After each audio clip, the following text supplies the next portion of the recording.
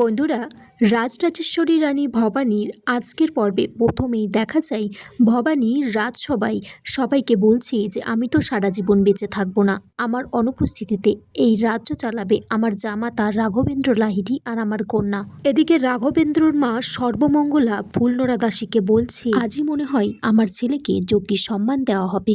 ফুলনোরা দাসী তখন বলছে রাজরানী দিয়ে কোনো ভরসা নেই, আগে রাঘবেন্দ্র এখানে আসুক, তারপর দেখা যাক কি হয়।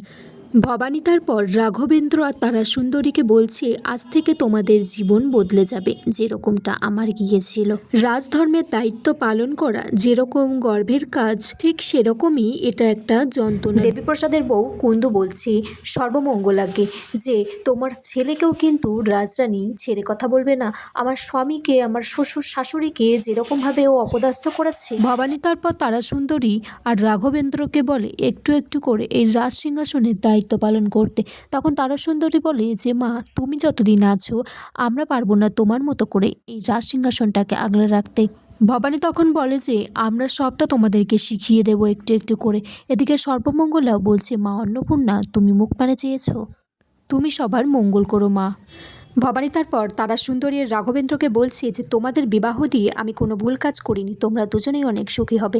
এদিকে রাঘবেন্দ্রও ভবানীকে বলছি যে রাজরানী, আমি দিনের পর দিন যে অন্যায় করেছি, তারপরেও আজকে আপনি আমাকে যা মর্যাদা দিয়েছেন তা সত্যি অতুলনীয়। রাঘবেন্দ্র তখন বলছে তারা সুন্দরী তার শ্বশুর বাড়িতে গিয়ে সেই যোগ্যতা, তার সেই আদর সবটুকুই সে পাবে। মালতীলতা সেখানে এসে বলে তাহলে আমার কি হবে জমিদার মশাই। ভবানী তখন বলছে তুমি এখানে কি করছো। মালতীলতা তখন বলছে এই রাঘব জমিদার বাবু যদি আমাকে খুন করে দেন তখন আমি আমার এই ছেলেকে নিয়ে কোথায় যাব। তখন সত্যের বউ বলছে যে রাজরানী, আমি দেখেছি জামাই বাবা জীবনের মধ্যে অনেকটা বদল এসেছে, আমার তো মনে হয় এই মেয়েই নষ্টের গোড়া। তখন মালতীলতা বলছে যে এরকম একটা ছেলেকে নিয়ে ঘুরতে স্বামী ছাড়া তুমি বলো কি করতে। ভবানী তখন মালতীলতাকে বলছে এটা তোমার ছেলে। মালতীলতা বলছি আমি এটা বলতেই তো এখানে এসেছি রাজরানী, এই ছেলের বাবা হলো রাঘব। রাঘবেন্দ্র এটা শুনে খুব রেগে যায়, তখন তাকে বোঝানোর জন্য তারা সুন্দরী বলে যে আপনি চুপ করুন, আপনি রেগে যাবেন না, আমি আপনাকে বিশ্বাস করি, আপনার পাশে আছি। মালতীলতা তখন বলে দেয় যে রাঘবেন্দ্র আমাকে এই রাজবাড়ি থেকে বার করে লুকিয়ে একটা পাতার ঘরে রেখেছিল, সেখানেই আমার প্রসব হয় দাইমা দিয়ে। রাঘবেন্দ্র তখন বলছে যে বাচ্চা আমার না, সেই বাচ্চার দায়িত্ব আমি নেব না। ভবানী তারপর রাঘবেন্দ্রের কাছে জানতে চাই যে এটা সত্যি কথা কিনা। রাঘবেন্দ্র তখন বলছে যে রাজরানী, এটা মিথ্যে কথা, কারণ আমি জানি যে ওই মেয়ে একটা ঠক জোচ্চোর।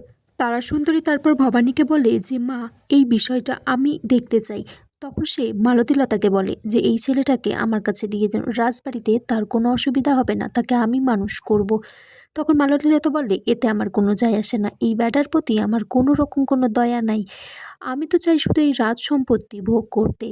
মালতীলতা তখন মনে মনে বলছে যে আমি যতক্ষণ না রাঘবেন্দ্রকে উচিত শিক্ষা দিতে পারছি আর এই রাজ সম্পত্তি ভোগ করতে পারছি, এই মালতীলতাকে কেউ থামাতে পারবে না। এদিকে ভবানী ইন্দু বৌঠানকে আর সত্যের বউকে বলছে যে সাহেবদের আক্রমণের পর তারার যেখানে চোট লেগেছিল রাঘবেন্দ্র যেভাবে যত্ন করতো সেটা তো আমি নিজে চোখে দেখেছি। আমি ভেবেছি হয়তো তারা রাঘবের মন জয় করে নিয়েছে, কিন্তু আজ মালতীলতা যেভাবে ফিরে এলো, আবার কি সব কিছু তছনছ হয়ে যাবে।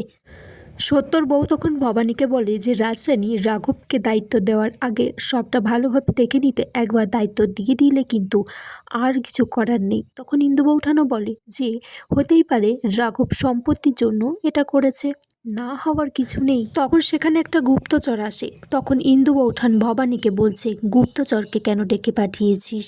ইন্দু বউ তখন ভবানীর কাছে জানতে চাই যে গোড়া সাহেবরা আবার কিছু করেছে কিনা।